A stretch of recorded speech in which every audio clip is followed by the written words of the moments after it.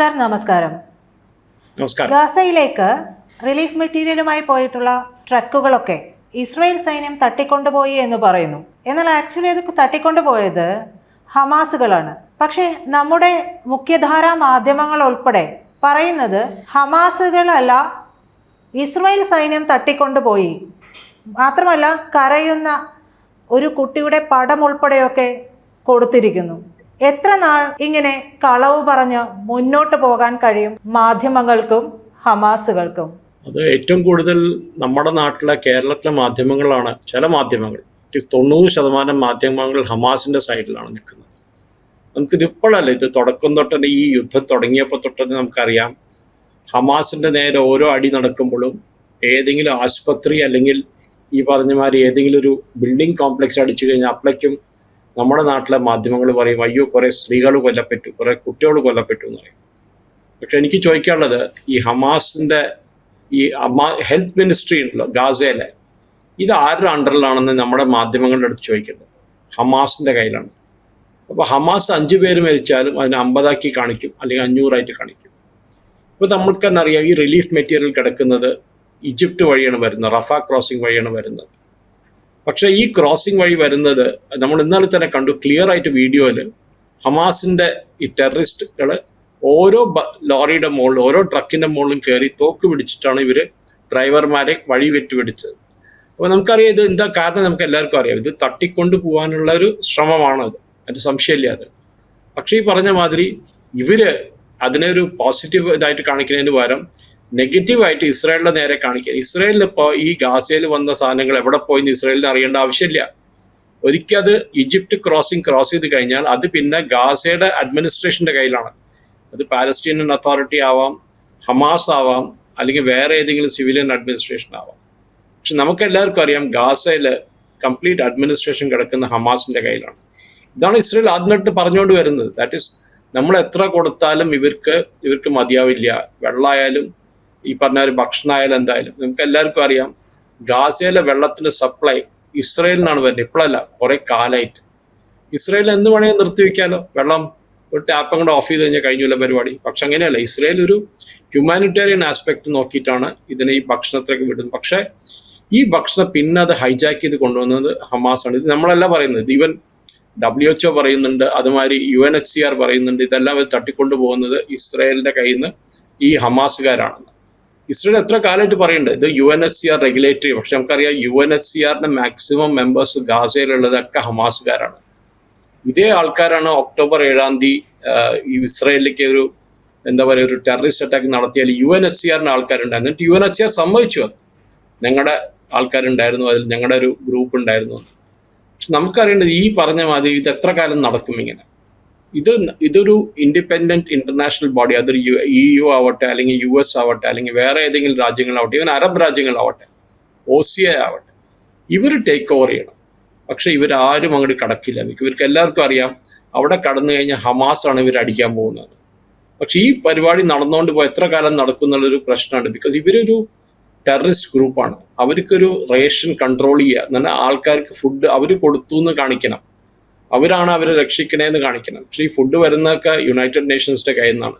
അത് ഒന്നോ WHO അല്ലെങ്കിൽ UNHCR അല്ലെങ്കിൽ UN കയ്യിൽ നിന്നാണ് ഈ ഭക്ഷണ സാധന സാമഗ്രികളെല്ലാം വരുന്നത്.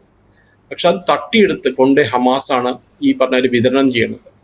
നമുക്കറിയേണ്ടത്, ഇവരെ കയ്യിൽ നിന്ന് എത്രയും വേഗം ഈ ഒരു ഓപ്പറേഷൻ ടേക്ക് ഓവർ ചെയ്യേണ്ടത് ഒന്നിലോ അടുത്തുള്ള ഈജിപ്റ്റ് ആവട്ടെ, ജോർഡൻ ആവട്ടെ, സിറിയ ആവട്ടെ. സിറിയൊക്കെ പറയാൻ പറ്റില്ല, സിറിയയുടെ കണ്ടീഷൻ വല്ലാത്ത മോശമാണ്.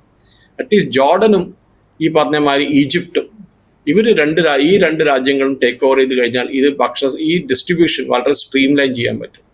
പക്ഷെ ഇവരാരും ഈ പറഞ്ഞ മാതിരി, ഇവരെന്നല്ല OCIയുടെ ഏത് രാജ്യങ്ങൾ, ഓർഗനൈസേഷൻ ഓഫ് ഇസ്ലാമിക് കൗൺസിൽ, അവരൊറ്റ ആള് ഗാസയിലേക്ക് കടക്കില്ല.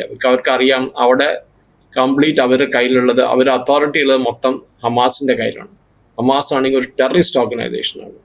നമുക്കറിയാം, അത് യാഹ്യ സിൻവാർ ഈ പറഞ്ഞ മാതിരി ഉള്ളപ്പോഴോ, അതോ അദ്ദേഹത്തിൻ്റെ അനുജൻ നടത്തിക്കൊണ്ടുവന്ന ഓപ്പറേഷൻ ആവട്ടെ, അല്ലെങ്കിൽ അതിനു മുമ്പ് നടത്തിക്കൊണ്ടുവന്ന ഓപ്പറേഷൻ ആവട്ടെ, ഗാസയിൽ അവരുടെ ഒരു അതോറിറ്റിയാണ് നടക്കുക. പാലസ്റ്റീനിയൻ അതോറിറ്റിയാണ് ടെക്നിക്കലി അവിടുത്തെ ഭരണാധികാരി. പക്ഷെ അവർക്കൊരു റോളും അവിടെ ഇല്ല. അവർക്ക് കൺട്രോൾ ചെയ്യാൻ പറ്റുന്നില്ല. വെസ്റ്റ് ബാങ്ക് പിന്നെയും പറഞ്ഞ മാതിരി കുറച്ച് പാലസ്റ്റീൻ അതോറിറ്റിയുടെ കയ്യിലുണ്ട്. അവർക്കൊരു അതോറിറ്റി അവിടെ നടക്കുന്നു. പക്ഷേ ഗാസയിൽ വന്നു കഴിയുമ്പോൾ കംപ്ലീറ്റ് ഹമാസിൻ്റെ കയ്യിലാണ്. ഇതാണ് ഇസ്രയേൽ പറഞ്ഞുകൊണ്ട് വരുന്നത്. ഗാസയിൽ നമ്മൾ ഈ ഇസ്രയേൽ ഇവരെ തട്ടി കംപ്ലീറ്റ് ആയിട്ടുള്ളത് മാറ്റിയില്ലെങ്കിൽ, തുടച്ചു മാറ്റിയില്ലെങ്കിൽ ഇവർ പിന്നെയും തിരിച്ചു വരും. ഇന്നല്ലെങ്കിൽ നാളെ ഹമാസ് പിന്നെയും തിരിച്ചു വരും. അത് സംശയമില്ല, അതിൽ നമ്മൾ കണ്ടുകൊണ്ട് വരുന്നതാണ്. പക്ഷേ ഈ പറഞ്ഞ മാതിരി എൻ്റെ ഒരു അഭിപ്രായം, എൻ്റെ ഒരു സ്വന്തം എൻ്റെ ഇൻഡിപെൻഡൻ്റ് ആയിട്ടുള്ള അഭിപ്രായം എന്ന് പറഞ്ഞാൽ ഹമാസിനെ കംപ്ലീറ്റ് ആയിട്ട് അവിടുന്ന് തുടച്ചു മാറ്റും. എന്നാലേ അവിടുന്ന് ഒരു ഫ്രഷ് സ്റ്റാർട്ട് തുടങ്ങാൻ പറ്റും. പക്ഷേ ഈ പറഞ്ഞാൽ അത്ര ഈസി അല്ല. എത്ര കൊല്ലം, 2 കൊല്ലം ഇസ്രയേൽ ഹമാസിന് നേരെ നടത്തിക്കൊണ്ട് ഓപ്പറേഷൻ നടത്തും. പക്ഷേ അവരെത്ര ചെയ്താലും പിന്നെയും പുതിയ ആൾക്കാരാണ് പൊങ്ങിക്കൊണ്ട് വരുന്നത്. അത് അവരൊരു കൾച്ചർ അതാണ്. നമ്മൾ അൽ-ഖായ്ദയിലും കണ്ടിരുന്നു, നമ്മൾ ഐസിസിലും കണ്ടിരുന്നു. ഇതേമായി അവരുടെ ലീഡർഷിപ്പിനെ അടിച്ചു കഴിഞ്ഞാൽ മുസ്ലിം ബ്രദർഹുഡ് ആയാലും അവർ പിന്നെ ഒരു പുതിയ ലീഡർഷിപ്പായിട്ട് പൊങ്ങി വരും. അപ്പോൾ ഈ ഒരു ഫുഡ് ഡിസ്ട്രിബ്യൂഷൻ ഞാൻ പറയുകയാണെങ്കിൽ UN ഡയറക്റ്റായിട്ട് നടത്തണം. പക്ഷെ അവർക്ക് ധൈര്യമില്ല. യുണൈറ്റഡ് നേഷൻസ് വലിയ വലിയ കാര്യങ്ങൾ പറയും, അവർ വലിയൊരു ഡിബേറ്റൊക്കെ നടത്തും, വലിയൊരു വോട്ടിംഗ് ഒക്കെ നടത്തും സെക്യൂരിറ്റി കൗൺസിൽ. പക്ഷെ അവർക്ക് ഗ്രൗണ്ട് ലെവലിൽ ഓപ്പറേറ്റ് ചെയ്യാൻ അവർക്ക് ധൈര്യമില്ല. അവർക്ക് പേടിയുണ്ട്. അവരെ ഈ പറഞ്ഞ ഒരു ഹമാസുകാർ തട്ടു പോകുന്ന ഒരു പേടിയുണ്ട്. അത് കാരണമാണ് അവർ ഹമാസിന് വിട്ടുകൊടുത്തത്. പക്ഷേ ഈ പറഞ്ഞ മാതിരി ഇനി ഇത് അധികം കൊല്ലം കൊണ്ടു നടക്കാൻ പറ്റില്ല. ഞാൻ പറയുകയാണെങ്കിൽ ഹമാസിൻ്റെ കയ്യിൽ നിന്ന് ഇസ്രായേൽ തന്നെ ടേക്ക് ഓവർ ചെയ്തിട്ട് ഇസ്രായേൽ ഗാസയിലെ ഡിസ്ട്രിബ്യൂഷൻ തുടങ്ങണം. അന്ന് ഇസ്രായേലിന് കാണിച്ചു കൊടുക്കാൻ പറ്റും ഞങ്ങൾക്കൊരു സ്ട്രീം ലൈൻ മാനറിൽ ഇത് നടത്തിക്കൊണ്ട് പറ്റുന്നത്. അതുപോലെ തന്നെ എന്തിനാണ് നമ്മുടെ നാട്ടിലെ മാധ്യമങ്ങൾ ഈ ഹമാസുകൾക്ക് ഇങ്ങനെ കുടപിടിക്കുന്നത്? അതിൽ സംശയമുണ്ടോ? ഈ പറഞ്ഞാൽ നമ്മുടെ നാട്ടിലെ ഒരു ബഹുഭൂരിപക്ഷം ആൾക്കാരും ഹമാസിൻ്റെ സപ്പോർട്ടേഴ്സാണ്. നമുക്കറിയാതെ നമ്മൾ മലബാർ റീജിയനിൽ അല്ലെങ്കിൽ നമ്മളൊരു ഈ പറഞ്ഞ മാതിരി പാലക്കാട് ഒരു ഏരിയയിൽ ഒരു ആനയുടെ മേലെ കയറി ഹമാസിൻ്റെ നേതാക്കളുടെ ചിത്രം വെച്ച് ഇവരൊരു എന്താ പറയുക ഒരു പൂരം നടത്തി അവിടെ. നമുക്കറിയാം അത് ഇവരൊരു സപ്പോർട്ടാണ്, ഇവരൊരു നാച്ചുറൽ സപ്പോർട്ട് അവിടെ നിന്നാണ് വരുന്നത്. നമുക്കറിയാം പണ്ട് സദ്ദാം ഹുസൈനെ തൂക്കിക്കൊന്നപ്പോൾ ബന്ദ് നടത്തിയ നാടാണ് കേരളം. നമുക്കിത് വേറെ എവിടെയും കാണാൻ പറ്റില്ല കേട്ടോ. നിങ്ങളിത് ഈ പറഞ്ഞ മാതിരി ഇത് ഉത്തർപ്രദേശിലോ അല്ലെങ്കിൽ ബീഹാറിലോ തെലങ്കാനയിലോ അല്ലെങ്കിൽ കർണാടകത്തിലോ, തൊട്ടടുത്ത കർണാടകത്തിലോ തമിഴ്നാട്ടിലോ ഇതൊന്നും കാണില്ല. ഇത് കേരളത്തിൽ മാത്രമേ നടക്കൂ. കേരളത്തിൽ മാധ്യമം നമുക്കറിയാം, അതിലൊരു ചാനലാണെങ്കിൽ മൊത്തം ഈ പറഞ്ഞ മാതിരി ജമാഅത്തെ ഇസ്ലാമിയുടെ ഫണ്ടിങ് ഇന്നത്തെ ചാനലാണ്. സുപ്രീം കോടതിക്ക് സീൽഡ് എൻവലപ്പിൽ കൊടുത്ത ഡീറ്റെയിൽസ് സുപ്രീം കോടതി തുറന്ന് നോക്കിയില്ല. പക്ഷേ ഈ പറഞ്ഞ ഇത് വിട്ടുകൊടുക്കാൻ പറ്റില്ല. ബിക്കോസ് ഇവർ നാട്ടിലൊരു സപ്പോർട്ടേഴ്സ് ഇതിനെ പറ്റിയാണ് ഇപ്പോൾ നമ്മൾ കണ്ടുവരുന്നത്. പാകിസ്ഥാനിലുള്ള സപ്പോർട്ട് നമ്മുടെ നാട്ടിൽ തന്നെ കുറേ ഇൻഫ്ലുവൻസേഴ്സ്, സോഷ്യൽ മീഡിയ ഇൻഫ്ലുവൻസേഴ്സ് നടത്തുന്ന ഓരോ ക്യാമ്പയിൻ നമ്മൾ കണ്ടു. അതിൽ കുറേ പേര് അറസ്റ്റ് ചെയ്തിട്ട് ജ്യോതി മൽഹോത്രമാരിലുള്ള ആൾക്കാരൊക്കെ. ഇതേമാതിരി നമ്മുടെ നാട്ടിലെ ഹമാസിൻ്റെ സപ്പോർട്ടേഴ്സിനെ ഓരോരുത്തരായിട്ട് തെരഞ്ഞു പിടിച്ച് അവരെ ഇമിഗ്രേഷൻ ക്യാൻസൽ ചെയ്ത് അവർക്ക് നാളെ പാസ്പോർട്ട് ക്യാൻസൽ ചെയ്ത് പുറത്തു പോകാൻ പറ്റാത്ത മാതിരി ആക്കണം. അതേമാതിരി എവിടെയുള്ള ഈ പറഞ്ഞ ഹമാസിൻ്റെ സപ്പോർട്ടേഴ്സിനെ അത് ഏതെങ്കിലും എന്താ പറയുക NSAയുടെ സെക്ഷൻസ് ഏതെങ്കിലും സെക്ഷനിൽ എടുത്തിട്ട് ഇവരൊക്കെ അറസ്റ്റ് ചെയ്യേണ്ടി വരും. ഒന്നിലോ പ്രിവെൻഷൻ ഓഫ് മണി ലോണ്ടറിങ് അല്ലെങ്കിൽ NSA ആക്ട് അണ്ടറിൽ ഇവരൊക്കെ അറസ്റ്റ് ചെയ്യണം. ഇവരാണ് നാളത്തെ ടെററിസ്റ്റായിട്ട് മാറാൻ പോകുന്നത്. നമ്മൾ കണ്ടു അത്.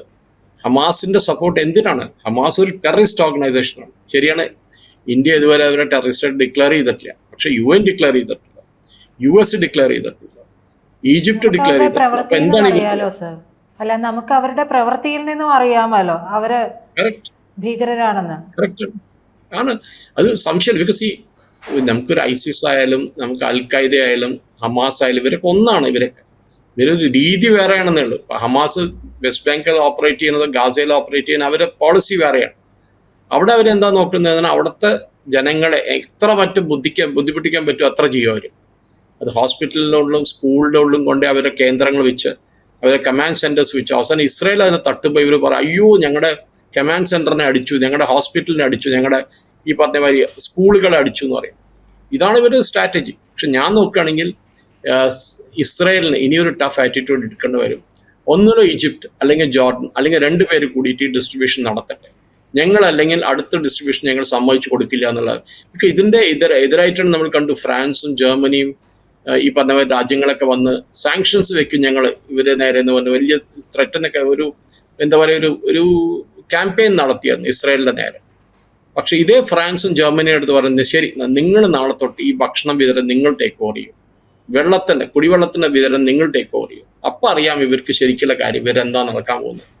ഈ ഹമാസ് ഒരു ടെററിസ്റ്റ് ഓർഗനൈസേഷനാണ്. നമ്മുടെ നാട്ടിലെ മാധ്യമങ്ങളെ ഞാൻ പറയണമെങ്കിൽ ഇവരെ ലൈസൻസ് ക്യാൻസൽ ചെയ്യണം. അതാ വേണ്ടത്. ഇവരെ സാറ്റലൈറ്റ് ബ്രോഡ്കാസ്റ്റിംഗ് ലൈസൻസ് ക്യാൻസൽ ചെയ്യണം. ഇവരെ യൂട്യൂബ് ചാനൽ ബാൻ ചെയ്യണം. ഇവരൊരു ടെററിസ്റ്റ് ഓർഗനൈസേഷനാണ് സപ്പോർട്ട് ചെയ്യുന്നതിനെ പറ്റിയിട്ട് ഒരു സംശയമില്ല. പക്ഷെ എനിക്ക് അതാണ് ഒരു വിഷമം തോന്നുന്നു. നമ്മുടെ നാട്ടിൽ ഈ പറഞ്ഞ ഗവൺമെന്റ് ആയാലും അവിടുത്തെ സ്റ്റേറ്റ് ഗവൺമെന്റ് പിന്നെ പറയണ്ട, പിണറായി വിജയൻ ഗവൺമെന്റ് അവർക്ക് മൊത്തം സപ്പോർട്ട് ഇവരുടെ നേരാണ്, ഹമാസിന്റെ കൂടെയാണ് അവരൊക്കെ. പക്ഷെ കേന്ദ്ര ഗവൺമെന്റ് അറ്റ്ലീസ്റ്റ് ഇവരെ ലൈസൻസ് ഇതിനു മുമ്പ് നമ്മൾ മീഡിയ വണ്ട് ലൈസൻസ് ക്യാൻസൽ ചെയ്ത് കണ്ടതാണ് ഒരിക്കൽ. അതേമാതിരി ക്യാൻസൽ ഇപ്പോൾ സാറ്റലൈറ്റ് ആൻഡ് ഈ പറഞ്ഞ സാറ്റലൈറ്റ് ആൻഡ് കേബിൾ റൂൾസിന് പ്രകാരം ഇവരെല്ലാ തരം വയലേഷൻസും നടത്തുന്നുണ്ട്. അപ്പോൾ അത് കാരണം ഇവരുടെ ലൈസൻസ് ഇനി ക്യാൻസൽ ചെയ്തേ പറ്റൂ, വേറെ വഴിയില്ല. ഞാൻ പറയുകയാണെങ്കിൽ യൂട്യൂബും ബാൻ ചെയ്യണം, ട്വിറ്റർ ഹാൻഡിൽസ് ആവട്ടെ അതും ബാൻ ചെയ്യേണ്ട സമയമായി കഴിഞ്ഞു. ഇവർ ആരായാലും ഓരോരുത്തർ തെരഞ്ഞു പിടിച്ച് ഇവരുടെ സോഷ്യൽ മീഡിയ പോസ്റ്റ് കണ്ടുപിടിച്ച് തെരഞ്ഞു പിടിച്ച് ഇവർക്ക് നാളെ പുറത്തു പോകാൻ പറ്റാത്ത മാതിരി ഇവരുടെ പാസ്പോർട്ട് ക്യാൻസൽ ചെയ്യേണ്ടി വരും. അതാണ് ചെയ്യേണ്ടത്. എന്തായാലും അത്തരത്തിലുള്ള നടപടികൾ കേന്ദ്രം ചെയ്യുമെന്ന് പ്രതീക്ഷിക്കാം സർ. കൂടുതൽ വാർത്തകളും വിശേഷങ്ങളും നിങ്ങളിലേക്ക് എത്താൻ ABC മലയാളം സബ്സ്ക്രൈബ് ചെയ്യുക, ബെൽ ബട്ടണും അമർത്തുക.